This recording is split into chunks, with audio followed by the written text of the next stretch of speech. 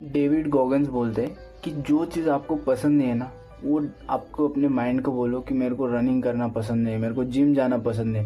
वो दिमाग आपका डेफिनेटली वो काम करने के लिए तड़पेगा। डेविड गॉगन्स भी यही बोलते हैं। उनको running like don't like, but वो करते, रोज दिन रात वो रनिंग करते।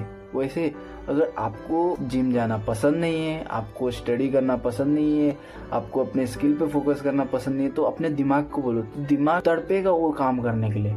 तो डेविड गॉगन्स एक डायलॉग बोलते हैं, मेरे को रनिंग करना पसंद नहीं है, मेरे को तैरना पसंद नहीं है, लेकिन मुझे ये पसंद है कि मैं अपने दिमाग को बोलूँ और वो करते हैं। ठीक है, तो अगर आपको ऐसे कभी मन किया कि मेरे को काम करना पसंद नहीं है, तो आप अपने दिमाग को बोलो और दिमाग वो काम करने के लिए तड़पेगा। ठीक है, और अपनी एक इंसानों में एक सबसे अच्छी चीज़ ये है कि आप अपने दिमाग को बोलोगे और दिमाग डेफिनेटली नहीं करने बोलोगे, तो वो दिमाग डेफिनेटली वो काम करे। ठीक है, तो सब्सक्राइब।